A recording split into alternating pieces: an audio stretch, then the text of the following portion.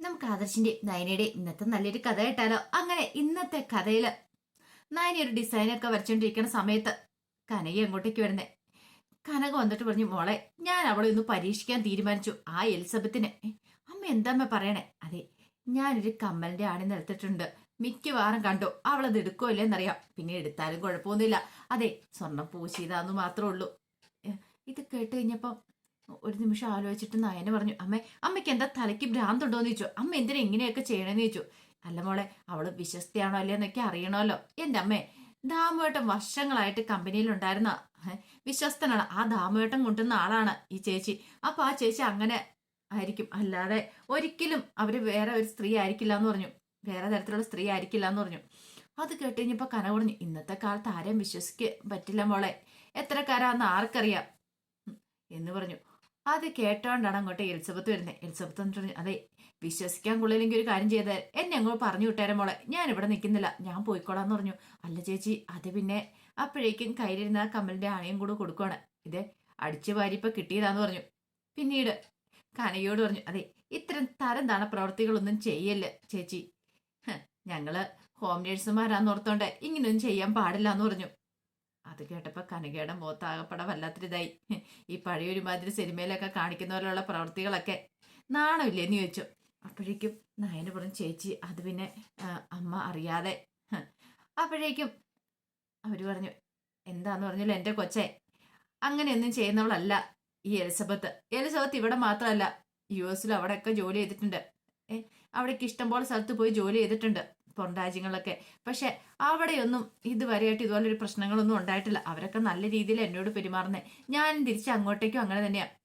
ഇത് പിന്നെ ഇതേ മൂർത്തി സാറിന്റെ കൊച്ചുമോൻ താമസിക്കുന്ന വീടാണല്ലോ, അപ്പൊ നല്ല വീടാണല്ലോ എന്ന് കരുതിയിട്ടാ ഇങ്ങോട്ടേക്ക് വന്നേ. അല്ല, ഒരിക്കലും ഇങ്ങോട്ടേക്ക് വരത്തില്ലായിരുന്നു പറഞ്ഞു.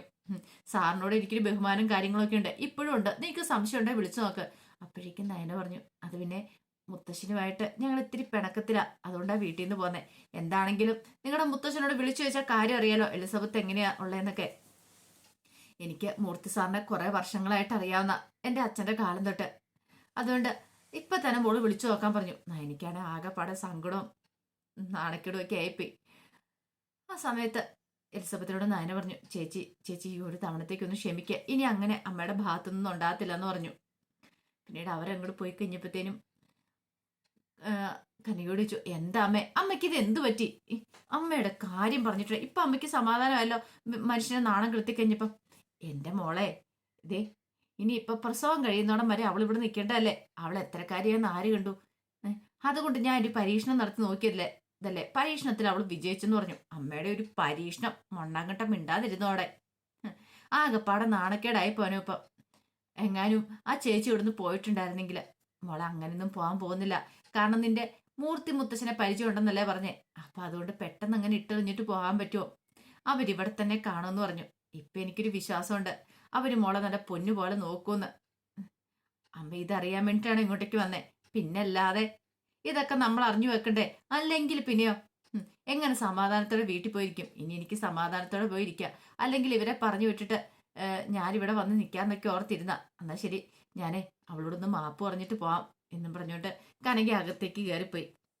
കുറച്ച് കഴിഞ്ഞപ്പോ കനക വീട്ടിലേക്ക് വരുവാണ്. ആ സമയത്ത് ഗോവിന്ദന് കനകയോട് പറഞ്ഞു, വീട്ടിലൊരു പോലീസുകാരി ഉണ്ട്. എന്നിട്ടോ പോലീസിന്റെ പണി ഏതാണ്ട് അമ്മ മോളുടെ അടുത്തേക്ക് പോയി. ഒടുവിൽ നാണം കിട്ട് വരേണ്ടതായിട്ട് വന്നല്ലേന്ന് ചോദിച്ചു. അതെങ്ങനെ ഗോവിന്ദേട്ടൻ മനസ്സിലായി? ഞാൻ നാണം കിട്ടുന്നില്ല, ഞാൻ വിജയിച്ചാ വരുന്നേ. പിന്നെ നയനമോളെന്നെ വിളിച്ചിട്ടുണ്ടായിരുന്നു പറഞ്ഞു. എന്താ കനക, നിനക്ക് ഇതിന്റെ വല്ല ആവശ്യം ഉണ്ടായിരുന്നോ? അയ്യോ ഗോവിന്ദേട്ടാ, ഞാൻ അവളെ ഒന്ന് പരീക്ഷിച്ച് നോക്കിയതല്ലേ, ഒന്നും അല്ലേലും നയനമോളെ നോക്കാൻ നിൽക്കുന്നതല്ലേ, അവളെ എങ്ങനെയുള്ളവളാന്ന് നമ്മൾ അറിയണ്ടേന്ന് ചോദിച്ചു. എന്റെ കനകെ, ഇന്നത്തെ കാലത്ത് ഒരു ഹോം നേഴ്സിനെ കിട്ടാന്ന് പറഞ്ഞിട്ടുണ്ടെങ്കിൽ അത് കുറച്ച് ബുദ്ധിമുട്ടുള്ള കാര്യമാണ്, നിനക്കറിയാലോ. ആ സമയത്ത് നല്ലൊരു ഹോം നേഴ്സിനെ കിട്ടിക്കഴിയുമ്പോൾ അതിനെ ഓടിക്കാനാണോ നീ പോയി ശ്രമിച്ചെന്ന് ചോദിച്ചു. അല്ല ഗോവിന്ദേട്ടാ, നമ്മൾ നോക്കണ്ടേ എങ്ങനെയൊക്കെയാന്ന്? പിന്നെ നോക്കി പോലും നിനക്ക് ഇതിന്റെ വല്ല കാര്യം ഉണ്ടായിരുന്നോ? വെറുതെ ആകെപ്പാടെ നാണക്കേ ഉണ്ടാക്കി. പിന്നെ നയനമോള് പറഞ്ഞു, ഇനി നിന്നെ അങ്ങോട്ടേക്ക് പറഞ്ഞു വിട്ടേക്കരുതെന്ന്. പറഞ്ഞു വിടലെന്നോ? അതെ, കുറച്ച് നാളത്തേക്ക് അമ്മ അങ്ങോട്ടേക്ക് വിട്ടേക്കരുതെന്ന് പറഞ്ഞു. ഓ, എന്റെ ആദർശേട്ട അല്ല, എന്റെ ഗോവിന്ദേട്ട, ഇനിയിപ്പൊ അതിനെക്കുറിച്ചൊന്നും പറയണ്ടെന്ന് പറഞ്ഞു. എനിക്ക് എന്താണ് സന്തോഷമായി. ഞാനവിടെ പോയി അങ്ങനെയൊക്കെ നോക്കിയതുകൊണ്ടല്ലേ അവള് നല്ലവളാണോ അല്ലേന്നൊക്കെ അറിയാൻ വേണ്ടി സാധിച്ചേ. അതെ, നല്ലവളായതുകൊണ്ടാണല്ലോ അവൾ അവിടെ നയനമോളെ നോക്കാനായിട്ട് വന്നിരിക്കുന്നേ. പിന്നെ അത് മാത്രമല്ല, അവൾ ഉണ്ടാക്കിയ ആഹാരത്തിനൊക്കെ നീ കുറ്റം പറഞ്ഞില്ലേ? അയ്യോ, അങ്ങനെ ഞാൻ കുറ്റം പറഞ്ഞൊന്നുമില്ല കനകെ. എന്നോട് ആദർശമോന് സംസാരിച്ചിട്ടുണ്ടായിരുന്നു, കാര്യങ്ങളൊക്കെ ഞാൻ അറിഞ്ഞു. അവൾക്ക് പിന്നെ പാകത്തിനുള്ള ഉപ്പും പുളി എരിവൊക്കെയാ കൊടുത്തിരിക്കുന്നത്. ഗർഭിണികൾ അധികം അങ്ങനെ പുളി എരിവൊന്നും കൂട്ടിക്കൂടാ. അതുകൊണ്ട് ആ രീതിയിലുള്ള ഫുഡ് വേണ്ടേ കൊടുക്കാനായിട്ട്. അവര് പുറത്തൊക്കെ പോയി ജോലി ചെയ്തിട്ടുള്ള, വലിയ വലിയ വീടുകളിലൊക്കെ പോയി ജോലി ചെയ്തിട്ടുള്ള, അതവര് പറയുകയും ചെയ്തിട്ടുണ്ട്. എന്നിട്ടാണ് നീ എങ്ങനെയൊക്കെ പോയി ചെയ്തു വെച്ചിട്ട് പോന്നിരിക്കുന്നത്? അല്ല ഗോവിന്ദേട്ടാ, അത് ഞാൻ പിന്നെ ദേ ഒരു കാര്യം ഞാൻ പറയാം. ഒരാളെ ഓടിക്കാനായിട്ട് എളുപ്പ, പിന്നെ മറ്റൊരാളെ അത്ര നല്ല വിശ്വസ്തയായ ഒരാളെ കൊണ്ടുവരാനായിട്ടാ ബുദ്ധിമുട്ട്. അവൾ അവിടെ ജോലിക്കാരിയായിട്ടല്ല വന്നിരിക്കുന്നത്, നയനമോളെ ശുശ്രൂഷിക്കാൻ വേണ്ടി മാത്രം. എന്നിട്ട് പോലും നയനമോളുടെ എല്ലാ കാര്യങ്ങളും നോക്കുന്നുണ്ട്, ആഹാരം തൊട്ടുള്ളത്. ഇനി നീ അങ്ങോട്ടേക്ക് വഴക്കും പ്രശ്നങ്ങളുമായിട്ട് ചെന്നേക്കരുതെന്ന് പറഞ്ഞു. ഇല്ല ഗോവിന്ദേട്ടാ, ഞാൻ ഇനി പോകുന്നൊന്നുമില്ല, എനിക്ക് സന്തോഷമായി. അവള് നല്ലവണ്ണം നോക്കുമെന്ന് എനിക്കറിയാം എന്നും പറഞ്ഞിട്ട് കനക അകത്തേക്ക് കയറിപ്പോയി. കുറച്ച് കഴിഞ്ഞപ്പോ ആദർശം കിരണും കൂടെ സേവറിന്റെ അടുത്തേക്ക് വരുവാണ്. അങ്ങനെ വന്നു കഴിഞ്ഞപ്പോ സേവ്യർ പറഞ്ഞു, സാറേ ഇന്നൊരു 10 കിലോ കള്ളക്കടത്ത് സ്വർണം ശംഖുമോഹൻ കടപ്പുറത്തേക്ക് വരുന്നുണ്ടെന്ന് പറഞ്ഞു ആ വഴി. അത് കേട്ട് കഴിഞ്ഞപ്പോ ആദർശം കിരണും കൂടെ പരസ്പരം ഒന്ന് നോക്കുവാണ്. ആ സമയത്ത് ആദർശം ഒന്ന് എങ്കിലും ഒരു കാര്യം ചെയ്യാം, നന്ദുവിനെ പെട്ടെന്ന് വിവരം അറിയിക്കാം, വേണ്ടപ്പെട്ട അധികാരികളൊക്കെ വിവരം അറിയിക്കുകയാണെങ്കിൽ കാര്യത്തിന് തീരുമാനം ഉണ്ടാവില്ലോ എന്ന് പറഞ്ഞു. അത് കേട്ട് കഴിഞ്ഞപ്പോ സേവ്യർ പറഞ്ഞു, സാറേ അങ്ങനെ ചെയ്തുകൊണ്ട് വല്ല പ്രയോജനം ഉണ്ടെന്ന് എനിക്ക് തോന്നുന്നില്ല. ഈ പറയുന്ന കസ്റ്റംസിലും പോലീസിലും ഒക്കെ അവർക്ക് ബന്ധമുണ്ടെങ്കിൽ തെളിവുകളൊക്കെ അവർ നശിപ്പിക്കാൻ ശ്രമിക്കും. പിന്നെ ആരാ എന്താ എങ്ങനെയാന്ന് നമുക്ക് ചിലപ്പോൾ അറിയാനായിട്ട് സാധിക്കില്ല ഇതിന്റെ പിന്നിൽ. അതിനേക്കാളും നല്ല നന്ദുമാട് നേരിട്ട് എന്ന് അവരെ അറസ്റ്റ് ചെയ്യുന്നതായിരിക്കും ഡ്രൈവറെ. അങ്ങനെയാണെങ്കിൽ കുറച്ച് വിവരങ്ങളൊക്കെ കിട്ടുമെന്ന് പറഞ്ഞു. പിന്നെ ഈ വിവരങ്ങൾ എനിക്ക് കിട്ടിയത് ഈ ഡ്രൈവറെ ഈ ഏൻ ജ്വല്ലറിലെ സ്റ്റാഫുകൾ വിളിച്ചതുമായിട്ട് ബന്ധപ്പെട്ട, അല്ല അങ്ങോട്ടേക്കാണോ കള്ളക്കടത്ത് സ്വർണം വരുന്നത്, അവിടേക്കാവാനാണ് സാധ്യത കൂടുതലെന്ന് പറഞ്ഞു. പിന്നെ ഒരു കാര്യമുണ്ട് സാറേ, ഇതിനകത്തേക്ക് ഇറങ്ങിത്തിരിക്കുമ്പോൾ സൂക്ഷിച്ചു വേണം. കാരണം അവനെ പിടിക്കാൻ പോകുന്ന സമയത്ത് പിടിക്കപ്പെടുമെന്ന് ഉറപ്പായിട്ടുണ്ടെങ്കിൽ കൊല്ലാനും മടിക്കത്തില്ല അവര്. കാരണം ജീവൻ മരണ പോരാട്ടം ഏറ്റവും കൂടുതൽ കൊലപാതകം നടക്കുന്ന ഈ സ്വർണ്ണക്കടത്ത് കേസില ഓരോ വർഷവും കേരളത്തിൽ എന്ന് പറഞ്ഞു. അതുകൊണ്ട് ആ രീതി വേണം കാര്യങ്ങളൊക്കെ മുന്നോട്ട് കൊണ്ടുപോകാനായിട്ട്. ഇത് കേട്ട് കഴിഞ്ഞപ്പോ കിരൺ പറഞ്ഞു, അത് ശരിയാ ആദർശേ, പിന്നെ അത് മാത്രമല്ല ഇതിന്റെ പിന്നിൽ ആരാന്നുള്ള വ്യക്തമായിട്ടുള്ള വിവരം നമുക്ക് കിട്ടണമല്ലോ. കിരൺ പറഞ്ഞു, മിക്കവാറും ഈ ഏൻ ജ്വല്ലറിലേക്കാ ഈ കള്ളക്കടത്ത് സ്വർണം വരുന്നെങ്കിൽ അവർ തഴച്ചു വളരത്തുള്ളൂ. ഇങ്ങനത്തെ രീതിയിലാണ് വരുന്നെങ്കിൽ.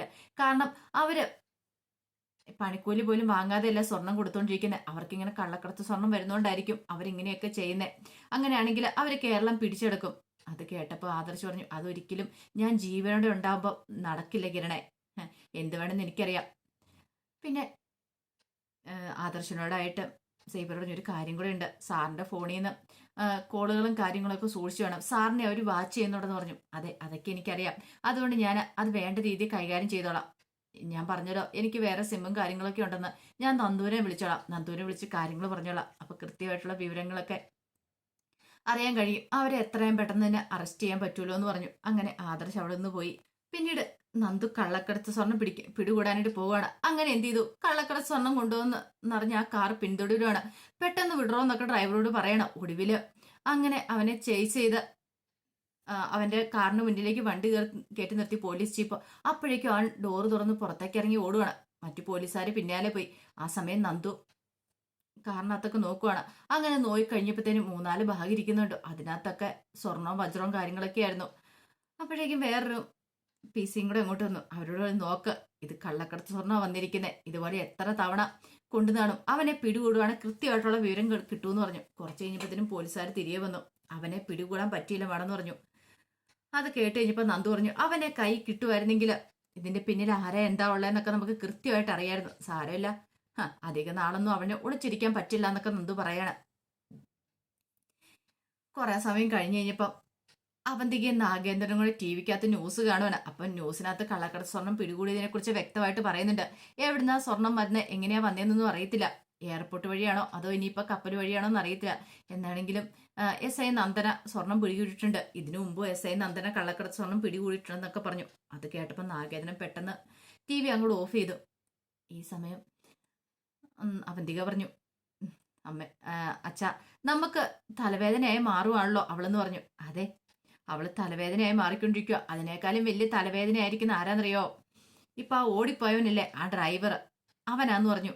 അവനെ എത്രയും പെട്ടെന്ന് നമ്മൾ കണ്ടെത്തി കൊണ്ടുവരണം, അല്ലെ നമുക്കിട്ട് പണിയാന്ന് പറഞ്ഞു. അവനെ എങ്ങനെയും പോലീസുകാർ പിടികൂടുവാണെങ്കിൽ ഉറപ്പായിട്ടും ചോദ്യം ചെയ്യും. ചോദ്യം ചെയ്ത് കഴിഞ്ഞിട്ടുണ്ടെങ്കിൽ സത്യങ്ങളൊക്കെ പുറത്തു വരും. അച്ഛാ, ഇനിയിപ്പോൾ അച്ഛനാണ് ഇതിന്റെ പിന്നിലെന്നുള്ള കാര്യം അവരറിയോ? ഒരിക്കലും ഇല്ല മോളെ.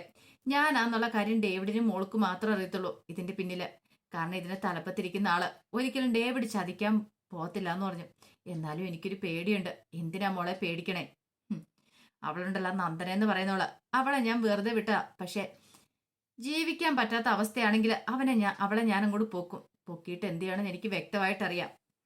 ഇങ്ങനെ പോയിട്ടുണ്ടെങ്കിൽ ശരിയാവുമെന്ന് എനിക്ക് തോന്നുന്നില്ല. അവള് പിന്നാലെ തന്നെ വന്നുകൊണ്ടിരിക്കുക. ഇത് കേട്ട് കഴിഞ്ഞപ്പം അവന്തി പറഞ്ഞു, അത് ശരിയാച്ചാ. അല്ലെങ്കിലും ആദർശും നയനയും വീട് വിട്ട് പോയതിന് ശേഷം അവൾക്ക് ഇത്തിരി അന്വേഷണം കൂടുന്നുണ്ട്. അതേ മോളെ, അത് ഞാൻ ശ്രദ്ധിച്ചു. ദുബായ് പോലീസിനെ വിളിച്ച് അവള് കാര്യങ്ങളൊക്കെ അന്വേഷിച്ചിട്ടുണ്ടായിരുന്നു, ആ നന്ദു എന്ന് പറയുന്നവള്. അത് മാത്രല്ല, ഇവിടെ ഇപ്പോഴാണെങ്കിലോ നമ്മുടെ പിന്നാലെ തന്നെ ഉണ്ടെന്ന് എനിക്ക് തോന്നേ. അതുകൊണ്ടാ പറഞ്ഞേ അവൾ അത്ര ശരിയല്ല, അവളെ ഒന്ന് സൂക്ഷിക്കണോന്ന്. ഇനി അവൾ ഇങ്ങനത്തെ കാര്യങ്ങളൊക്കെ ചെയ്ത് കൂട്ടുന്നെങ്കിൽ അവളെ വെറുതെ വിടാൻ പറ്റില്ല മോളെ. അവളെ കൈയോടെ പൊക്കണമെന്ന് പറഞ്ഞു. പിന്നീട് കുറച്ച് കഴിഞ്ഞപ്പോൾ മുത്തശ്ശന്റെ അടുത്തേക്ക് മുത്തശ്ശി വരുവാണ്. എന്നിട്ട് പറഞ്ഞു, ആ നന്ദു 10 കിലോ സ്വർണം പിടികൂടിയല്ലേന്ന് ചോദിച്ചു. കള്ളക്കട സ്വർണം. വസുന്ധരെ, അത് സ്വർണം മാത്രമല്ല, ഡയമണ്ട് കണക്ഷനും അതിനകത്തുണ്ടായിരുന്നു പറഞ്ഞു. അവൾ ആള് മിടിക്കുക, എനിക്ക് ഉറപ്പുണ്ട്. അവളും ആദർശും നയനയും അതുപോലെ കിരണും കല്യാണിയും ഒക്കെ ചേർന്നിട്ടുണ്ടെങ്കിൽ ഉറപ്പായിട്ടും ഇപ്പൊ നമ്മുടെ കമ്പനിക്ക് ഉണ്ടായിരിക്കുന്ന ഈ പ്രതിസന്ധി മറികടക്കാൻ സാധിക്കുമെന്ന് പറഞ്ഞു. അത് കേട്ട് കഴിഞ്ഞപ്പോ മുത്തശ്ശി പറഞ്ഞു, ആഹാ, അപ്പൊ ഇദ്ദേഹത്തിന് അത്ര ആത്മവിശ്വാസം ഉണ്ട് കൊച്ചുമോനിലല്ലേ? പിന്നല്ലാതെ. അവൻ ഇവിടെ നിന്ന് ഇറക്കി വിടുന്ന സമയത്ത് എനിക്ക് ഉറപ്പുണ്ട് അവ സത്യങ്ങളൊക്കെ കണ്ടെത്തി ഇങ്ങോട്ടേക്ക് എത്രയും പെട്ടെന്ന് തന്നെ തിരിച്ചു വരുമെന്ന്. അപ്പൊ പെട്ടെന്ന് തന്നെ തിരിച്ചു വരാൻ ആഗ്രഹിക്കുന്നല്ലേന്ന് ചോദിച്ചു. അത് പിന്നെ പറയേണ്ട കാര്യമുണ്ടോ വസുന്ധരെ? നിനക്കറിയാലോ, നമ്മുടെ മക്കളുടെ കല്യാണമൊക്കെ കഴിഞ്ഞ് അവർക്ക് കൊച്ചുമക്കളും ഒക്കെ ഉണ്ടായി. ഈ സമയത്ത് ബിസിനസ്സും കാര്യങ്ങളും ഒക്കെ ആയിട്ട് ഞാൻ പുറത്തേക്ക് പോണ സമയത്തും ഞാൻ ഓടി ഇങ്ങോട്ടേക്ക് വരും. കാരണം ആദർശന്റെ മൂത്ത കൊച്ചുമോനാ. അവൻ എനിക്ക് അധികം നാളൊന്നും കാണാതിരിക്കാൻ പറ്റില്ലായിരുന്നു, അത്രയ്ക്ക് ബുദ്ധിമുട്ടായിരുന്നു.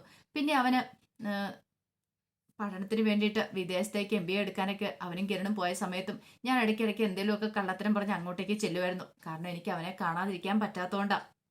അത് കേട്ടപ്പോൾ മുത്തശ്ശി പറഞ്ഞു, അത് പിന്നെ എനിക്ക് അറിയരുതെന്ന് പറഞ്ഞു. അങ്ങനെയുള്ള അവന് വീട് വിട്ട് പോയി കഴിഞ്ഞിട്ടുണ്ടെങ്കിൽ എനിക്ക് സമാധാനമായിട്ട് കിടന്ന് ഉറങ്ങാൻ പറ്റുമോ? അവൻ എത്രയും പെട്ടെന്ന് ഇങ്ങോട്ടേക്ക് തിരിച്ചു വരണമെന്ന് എൻ്റെ ആഗ്രഹം എന്ന് പറഞ്ഞു.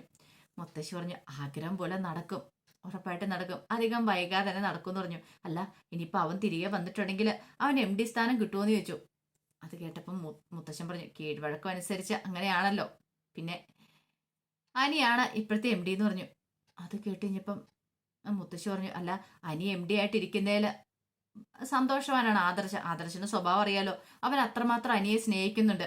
ഈ സമയത്ത് മുത്തശ്ശൻ പറഞ്ഞു, അതെ, ഭഗവാന് കാട്ടിൽ നിന്ന് വന്നു കഴിഞ്ഞപ്പോഴത്തേനും കിരീടം ചുങ്കോലും ഒക്കെ ഭഗവാന് സമർപ്പിച്ചില്ലേ അനുജന്? അപ്പൊ അതുപോലെ തന്നെയായിരിക്കും ഇതും. ഉറപ്പായിട്ടും അനിയ കസാര അവന് തന്നെ കൊടുക്കും, ആദർശന് തന്നെ കൊടുക്കും. അതിനൊരു മാറ്റം ഉണ്ടാകാൻ പോകത്തില്ല വസുന്ധര. ഞാനല്ലേ പറയുന്നേ, അവര് തമ്മിൽ അങ്ങനെ ഒരു ബോണ്ടിങ്ങാ, ചേട്ടനന്മാരും തമ്മിൽ. എനിക്ക് അത്രയ്ക്ക് സ്നേഹം ആദർശനോട്, ആദർശനും അതുപോലെ തന്നെയാന്ന് പറഞ്ഞു. ഒരിക്കലും അനിയെ കസാര മോഹിക്കുന്നതല്ലെന്ന് പറഞ്ഞു. മുത്തശ്ശി പറഞ്ഞു, എല്ലാം എത്രയും പെട്ടെന്ന് തന്നെ നടന്നാൽ മതിയായിരുന്നു. അങ്ങനെ സന്തോഷത്തിലായിരുന്നു. ഈ സമയത്ത് അനാമികയും വേണുവിനെയും പോയി കാണുവാണ് അബി. അങ്ങനെ അബി കണ്ടതിന് ശേഷം പറഞ്ഞു, അതെ, ഒരു സന്തോഷ വാർത്തയുണ്ട്. ഈ വരുന്ന 1-ാം തീയതി ഞാൻ AN ജ്വല്ലറി മാനേജറായിട്ട് ചാർജ് എടുക്കുവാന്ന് പറഞ്ഞു. ചാർജ് എടുക്കുവാണോ? അതെങ്ങനെ സാധിച്ചു? അതൊക്കെ സാധിച്ചു. അല്ല, അപ്പം അനന്തപുരിക്കാർ സമ്മതിക്കോ? അവരുടെ സമ്മതം ഇനിയിപ്പം ഞാൻ നോക്കുന്നൊന്നും ഇല്ലാന്ന് പറഞ്ഞു. അല്ലെങ്കിൽ അതൊന്നും നോക്കേണ്ട കാര്യം എനിക്കില്ലോ എന്ന് പറഞ്ഞു. അപ്പോഴേക്കും അനാമിക പറഞ്ഞു, അതെ, ഞാൻ MBA ഒന്നുമല്ല, ഗ്രാജുവേറ്റാ. എന്നാലും എനിക്ക് അവിടെ ആ കമ്പനിയിൽ എന്തെങ്കിലും ഒരു ജോലി വാങ്ങിച്ചു തരാൻ പറ്റുമോ? അക്കൗണ്ട് സെക്ഷൻ അല്ലെങ്കിലും മതി എന്ന് പറഞ്ഞു. അപ്പോഴേക്കും അഭി പറഞ്ഞു, അതൊന്നും നടക്കുന്ന കാര്യമെന്ന് എനിക്ക് തോന്നില്ല. അതെന്താ? അല്ല, ഒന്ന് ആലോചിച്ച് നോക്കിയേ, നീ ഇപ്പോഴും അനിയുടെ ഭാര്യയല്ലേ? അനിയുടെ ഭാര്യയായ സ്ഥിതിക്ക് അവിടെ ജോലി കിട്ടുമെന്ന് തോന്നുന്നുണ്ടോ? ഒരിക്കലും ഇല്ല. ഇപ്പോഴും MDയുടെ ഭാര്യയല്ലേ നീ?